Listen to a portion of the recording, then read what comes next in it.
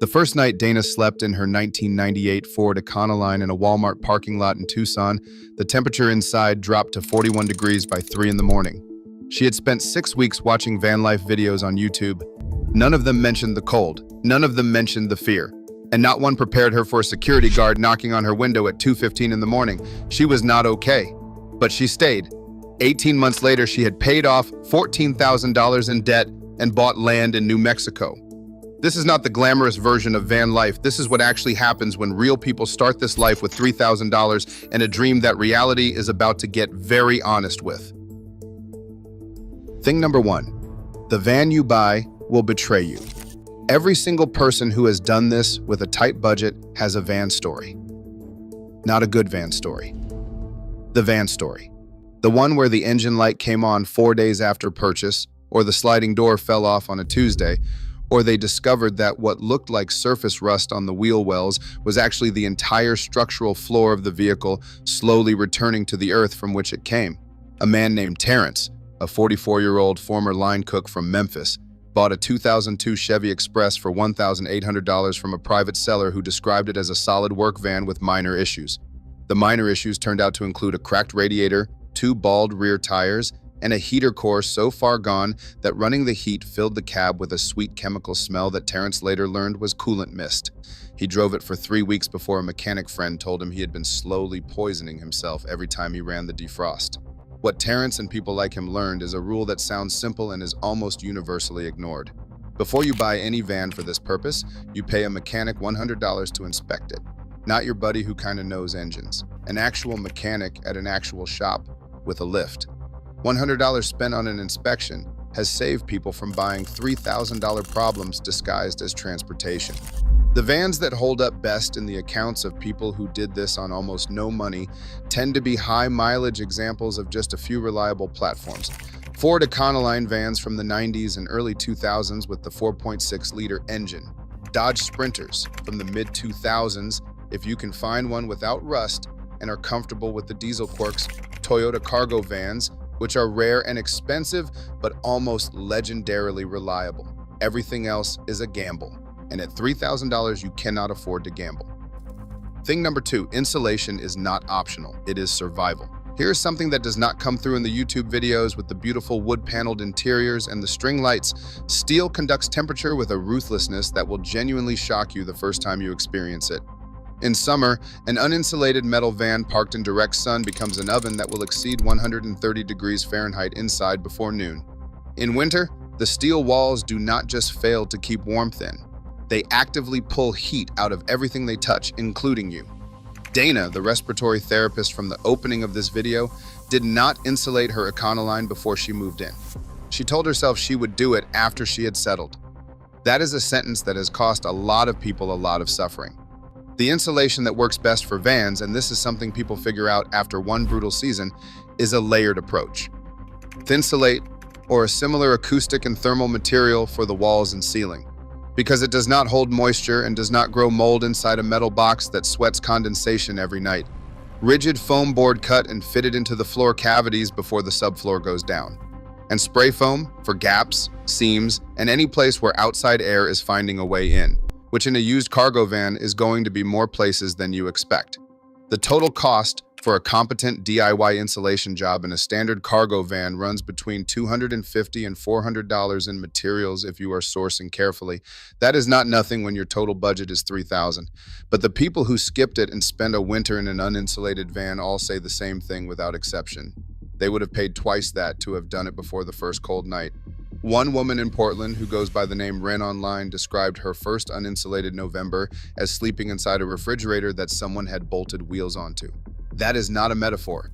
That is an accurate physical description of what an uninsulated van is in cold weather. Do the insulation first, before the bed frame, before the shelves, before anything else. The insulation first. Thing number 3, water is your new full-time job. In an apartment, water is so automatic that you stop thinking about it entirely. You turn a handle. Water appears. You go about your life. In a van, water becomes one of the central organizing facts of your entire existence. Where is it? How much do you have? How long will it last? Where is the next place you can get more? The average person uses between 80 and 100 gallons of water per day in a conventional home. Cooking, cleaning, showering, laundry, drinking. In a van, through strict conservation, most people get their daily needs down to 2 to 4 gallons. But even 4 gallons across a week is 28 gallons that have to come from somewhere. The systems that work on a $3,000 budget are simple to the point of feeling almost too simple. A 7-gallon aquatainer, which is a rigid plastic water container sold at camping supply stores for around $20, combined with a small 12-volt water pump and a basic hand pump faucet mounted to a plywood counter, will give you running water inside your van for under $75 in parts. It is not elegant, it works. The people who tried to engineer something more complicated in their first build almost universally report wishing they had started simple. The filling problem is real but solvable. Planet Fitness gyms became a kind of running joke in the van life community, and not entirely for flattering reasons. A $10 per month membership gets you access to showers and bathroom facilities at locations across the entire country. Many van lifers also fill water containers at campground spigots, truck stop facilities, and RV dump stations, most of which have potable water available. Some use water filtration systems that allow them to pull from streams and lakes on dispersed camping land. The people who struggled most with water were the ones who did not plan the resupply before they needed it.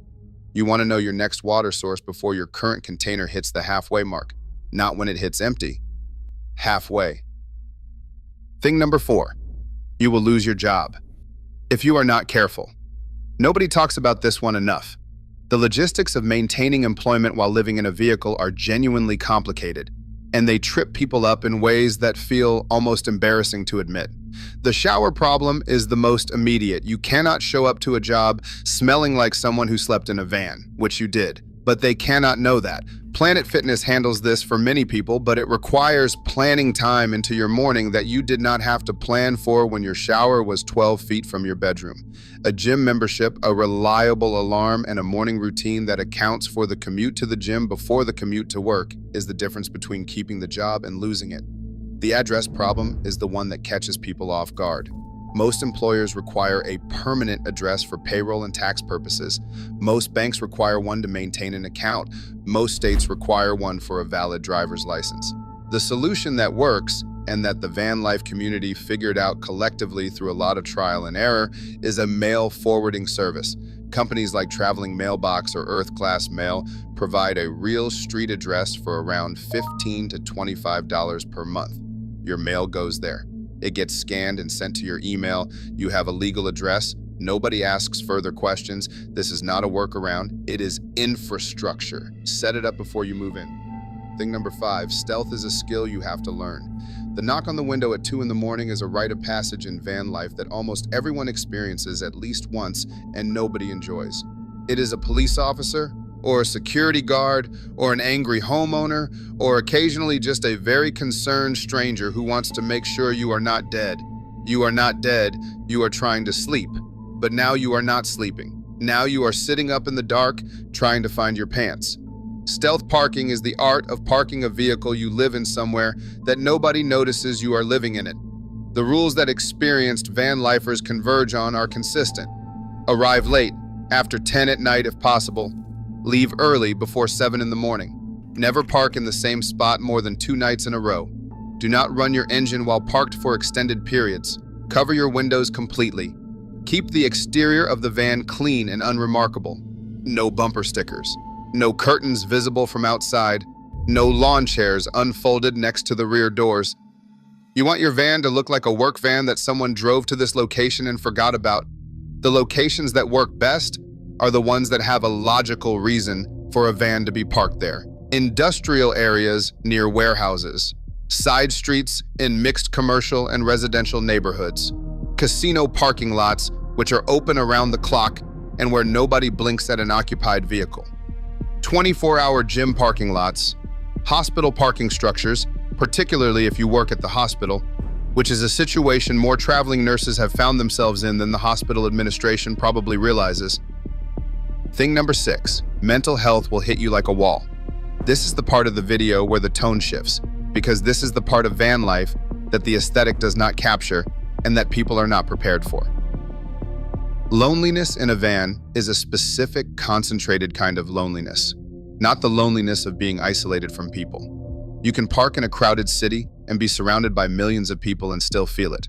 It is the loneliness of having no place to just exist without performing normalcy, no couch to collapse on, no kitchen table where you eat without thinking about it, no room where you close the door and the world cannot reach you. A veteran named Calvin who transitioned to van life after leaving the Army and finding that his disability payments could not cover rent in any city near the VA facilities he needed, described hitting his lowest point around month 4. He said it was not any single thing. It was the accumulation of small indignities, the parking lot dinners, the gym locker room as his only privacy, the way people looked at his van parked on the street.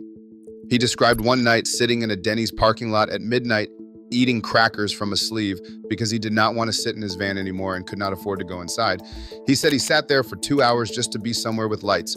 What kept Calvin going and what keeps most people going through the hard months is having a specific target, not van life as a lifestyle, van life as a strategy aimed at a real number on a real timeline. Calvin's number was $60,000 in savings, which was what he had calculated he needed for a down payment on a small property with a workshop where he could start a welding business. He hit that number in 22 months. He closed on the property last spring. Without a number, the months blur into each other, and the question of why you are doing this becomes very hard to answer at midnight in a Denny's parking lot. Thing number 7, your food setup will make or break you. No refrigerator, no oven, no microwave, no kitchen. And yet somehow people manage to eat actual meals. Not just gas station food and granola bars, though there is a fair amount of that in the early weeks, not going to lie. The food systems that work on a van budget start with cold storage, a 12-volt compressor cooler, not a styrofoam cooler, not an ice chest, an actual compressor cooler, runs between $150 and $250 new and keeps food at refrigerator temperatures using power from your van's electrical system or your solar setup. This is the single best investment most van lifers say they made in their kitchen after they spent a month buying ice every 2 days and watching their food budget disappear into a bag of ice and a puddle at the bottom of a cooler. Cooking happens on a 2-burner propane camp stove. A decent one costs $40 to $60 and runs on the small 1-pound canisters that are available at every hardware store and most gas stations, or on a larger refillable tank that brings the fuel cost down significantly over time. The people who eat well in vans cook simple, high-protein, low-mess food. Eggs, rice and beans made in a small pot, canned fish, avocados which do not need refrigeration until they are cut, pre-washed salad greens from a bag, peanut butter which deserves its own Hall of Fame in the van life food pantheon. What nobody tells you is that your grocery strategy matters as much as your cooking setup. Shop for 3 to 4 days at a time, not a full week. Buy for what you have space and cold storage for, not for what you wish you had. Thing number 8, solar power is worth every penny, but only if you buy it right. At $3,000 total budget, a solar electrical system feels like a luxury. It is not a luxury. It is the infrastructure that makes everything else work. Your lights, your phone, your compressor cooler, your water pump, your ability to work remotely if that is part of your plan. The mistakes people made buying solar on a tight budget cluster around 2 specific errors: buying panels that are too small and batteries that are too cheap. A single 100-watt panel is not enough for a van with a compressor cooler and a laptop. It will keep your phone charged, and that is roughly it. The minimum setup that van lifers report actually working for full-time living is 200 watts of panel capacity connected to a 100 amp-hour lithium battery. Lithium, not a GM lead acid. Lithium batteries can be discharged to near empty without damaging them and last far longer. The upfront cost is higher, somewhere around $250 to $300 for a quality 100 amp-hour lithium battery versus $80 for a lead acid equivalent. But the lead acid battery that you replaced twice because you killed it by running it too low has cost you more than the lithium battery you bought once. A used or refurbished solar panel from a solar installation company, the same damaged panel pipeline that Tamara in Mississippi tapped into, is a legitimate option that can cut your panel cost in half. 2 panels with cracked frames but functional cells sitting on your van roof produce power just as well as 2 pristine panels. They just look less impressive, which in van life is actually a stealth advantage. Thing number 9, community saved more van lifers than any gear ever did. The gear gets talked about constantly in van life content, the van, the insulation, the solar, the cooler, the stove, and all of that matters. But the thing that actually kept people going through the hard months in story after story after story was other people. Online communities like the Van Dwellers subreddit and various Facebook groups specifically for vehicle residency created something that functions like a distributed support network for people doing this alone. A person in Flagstaff asks a question about propane at midnight, and 6 people who have solved that exact problem answer before morning. Someone in Seattle posts that their alternator died, and within an hour there are 3 people offering to come help who have never met them in person. But it went beyond the internet.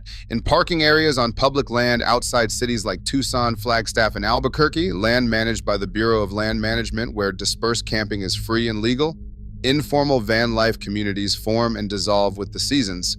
People who have been doing this for 3 years teach people who have been doing it for 3 weeks. Tools get shared, propane tanks get shared. Information about which police jurisdictions are aggressive and which are not gets shared in whispered conversations between people eating dinner on folding chairs in the desert. It sounds almost idyllic when you describe it that way. Some nights it genuinely is. Calvin, the veteran saving for his welding property, said the person who saved his van life was a retired school teacher named Gloria he met at a BLM camping area outside Sedona. She had been living in a converted minivan for 4 years, and she showed him in one afternoon things about water conservation and battery management that would have taken him months to figure out on his own. He said she also made him a bowl of actual soup on her propane stove and did not ask him any questions while he ate it. Sometimes that is the whole thing right there. Thing number 10, this life can build you something real if you let it. Dana, the respiratory therapist from Tucson, paid off $14,000 in student debt in 18 months. Not because van life is magic, because her housing costs dropped from $1,200 a month to roughly $400 a month in fuel, parking fees, gym membership, and maintenance. And she put the difference directly onto her debt every single month without exception. Calvin bought his land and started his welding business. He still has his van. He parks it on the property and sleeps in it sometimes in the summer because he says he sleeps better in it than in any room he has ever rented. He has not decided yet if that says something profound about the van or something concerning about the rooms. A woman named Priya, a travel nurse from Houston who started van life with $2,800 and a Honda Odyssey that her co-workers considered genuinely hilarious as a van life vehicle, built up $43,000 in savings over 2 years and used it to fund the first year of a mobile health clinic she now runs in rural Texas. She converted the Odyssey. Then she bought a used ambulance at government auction and converted that. Then she started hiring nurses who were also living in vehicles and needed work that matched the way they were living. These are not exceptional people. They are people who found a specific, uncomfortable, genuinely difficult financial strategy and stayed with it long enough for the math to work in their favor. The van was just the address. The discipline was the point. The 5 mistakes to avoid mistake.